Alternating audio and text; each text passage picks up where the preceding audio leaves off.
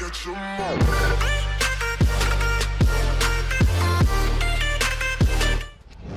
Hey guys, PokéDan here. With it not being long before we see the announcement for Generation 8 of Pokemon, understandably a lot of people are hyped for the future of the franchise. And recently my good friend Linkcable tagged me in his new Pokemon tag, which asked the question, what would your Pokemon game be like if you could create it? Originally I was stuck for ideas, so I wasn't going to be competing in the tag. But then I began to think about what I wanted to see happen in Generation 8 of Pokemon, so I wrote down all my ideas and I came up with a story that I honestly really like. So buckle up folks, because today you join me to talk about my Pokemon game. For this tag, there were 8 set questions that had to be answered, but me being my difficult self, I added an extra question for myself to complete. Before I get into talking about my Pokemon game though, obviously guys, this is all just in my opinion. So be sure to leave yours down in the comment section. But with all that being said, let's get started with the video. So question number 1 is, what are your Pokemon games called and why? Well, starting off, this question did really have to make me think.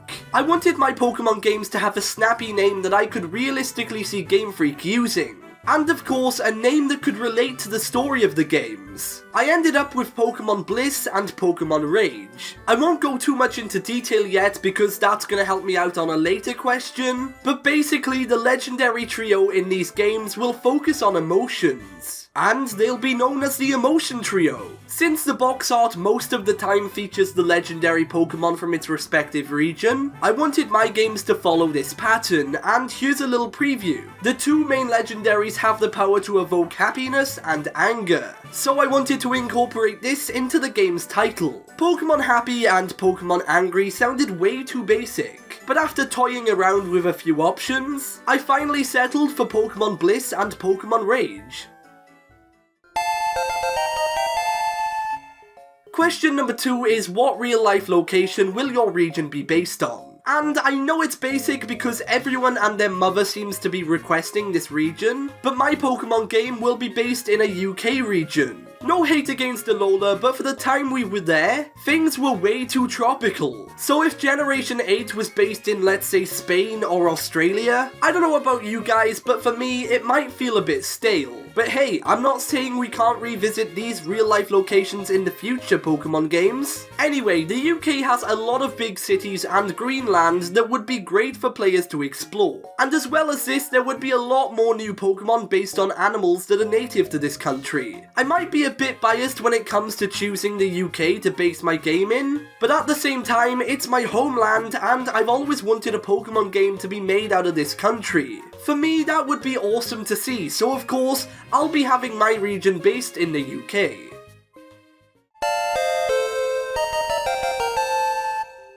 The next question is, who is the regional Pokemon professor and what do they study? In my game, there'll be a female professor known as Professor Hazel, who studies Pokemon migration, which I'll also talk about in a bit more detail soon. But yeah, Hazel is named after the tree that grows in the UK, and when I saw this name, I thought it would be well suited to a female Pokemon professor. Professor Hazel will be a similar age to professors that came before her, like Kukui and Sycamore, and of course, she will also be a very friendly character. Next up is, which game mechanic from a previous Pokemon game will return? Well, for me, I've chosen 3. The first game mechanic that'll be returning in my game is the Swarm feature, maybe better known as the Pokemon Outbreak. With so many Pokemon that exist, obviously not all of them will be included in the Generation 8 games, but this feature will allow all the Pokemon to appear every so often as special Swarm Pokemon. As I mentioned with Professor Hazel, she studies Pokemon migration too, so this returning feature will be her speciality. Other features I'd love to see return are Pokemon spawning in the overworld and of course riding Pokemon. Question number 5. Name a new game mechanic that will be introduced in your games. Again, this was one of the trickier questions that I had to answer, but once I began thinking of the story for my games, this feature started to make a lot of sense, and it is what I call Poké Patches. Poké Patches are like band-aids that can be applied to Pokemon, and they bring out the battle spirit in every Pokemon, boosting their strength in battle. If I'm honest, this new feature will just be my Generation 8 version of Z moves, but I decided to include Poké Patches because they play a big part in the story of my games. But I'll get into that very shortly. Next up, we have the question of who is the evil team in your game. Well, the villainous team in my game will be known as Team Spirit. Team Spirit is an organisation full of evil hooligans who have a truly twisted goal. The goal of Team Spirit is to capture the legendary Emotion Trio to control the power and alter the effects of all Poké Patches. One of the legendaries, the mascot of Pokemon Rage, evokes the anger emotion, and by altering Poké Patches to make Pokemon feel angry, their plan is for Pokemon to turn against their trainers and then go on a big chaotic rampage.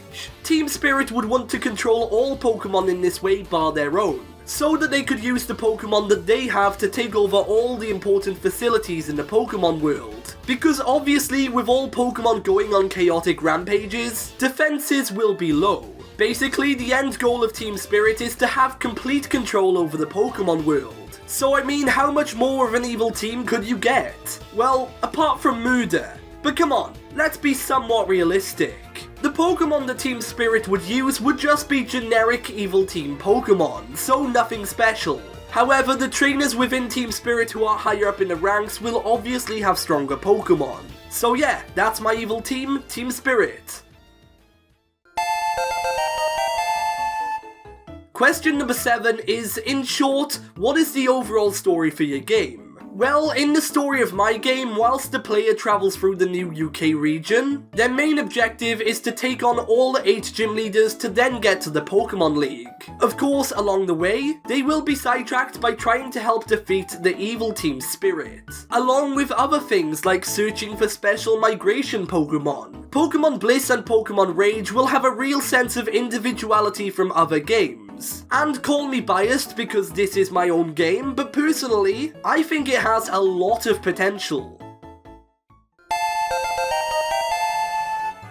The 8th question there is to answer is, what will your starter trio be like? Well, first off, I gotta say, this question was really fun to think of some answers for. Of course, since my Pokemon games will be set in a UK region, my starters will follow this trend and be based on animals found in this country. For the fire type, I wanted to follow the fire starter zodiac pattern as all these starters do. And looking at this thing, there were 3 potential animals that I had in mind for my starter to be based on, being the horse, the sheep, and the rabbit. All animals that are well known within the UK. In the end, I decided on having a fire sheep Pokemon. The evolution line for these starters will be based on smoke clouds, with their wool being the colour of smoke, and the Pokemon also being fire and poison type. I thought these Pokemon would be pretty unique to see, and I'm proud of my starter choice for the fire type. Next up is the grass starter, and for this category, I chose an animal that is iconic here in the UK, and that is the squirrel.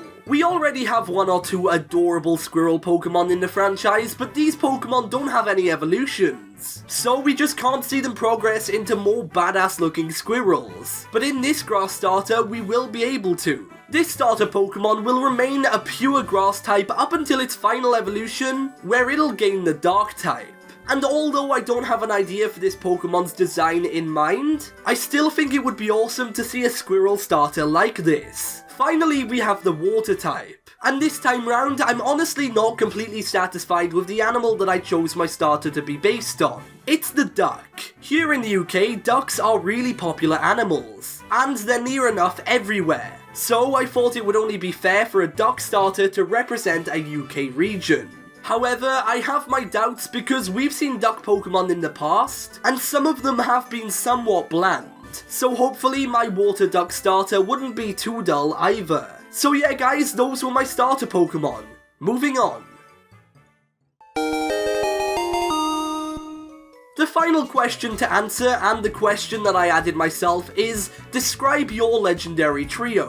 I spoke about them briefly earlier in the video, but these legends would be known as the emotion trio, and they would be able to evoke certain emotions from people and Pokemon. The first legendary is a fairy and flying type unicorn, which can evoke the emotion of happiness. And it is also the mascot for Pokemon BLISS. Following this Pokemon, we have the dragon and dark type dragon that has the power to evoke angry emotions from people and Pokemon. And it is also the mascot of Pokemon Rage respectively. Completing this trio is the water and psychic lion that evokes a state of calm and peace. And basically it can challenge the powers of the other legends in this trio. I chose these animals to become legends in a UK based game for a very good reason. First off, the unicorn is the national animal of Scotland, followed by the dragon, which is the national animal of Wales, and finally the lion is just the general national animal of the UK. And personally, I think these creatures would make for great legendary Pokemon. But yeah guys, that was the last question, and that completes my version of the My Pokemon game tag. So thank you to Link Cable for getting me involved. I'm gonna be tagging Mystic Umbreon, Lumiose Trainer Zack, and Monkeys to compete, as well as anyone watching this who wishes to partake. So I'm looking forward to seeing what you guys come up with. If you enjoyed this video, be sure to leave a like and subscribe for more. And be sure to let me know what your games would be like down in the comments section. But with all that being said, for now, I've been PokéDan, you've been amazing, and I'll see you guys next time.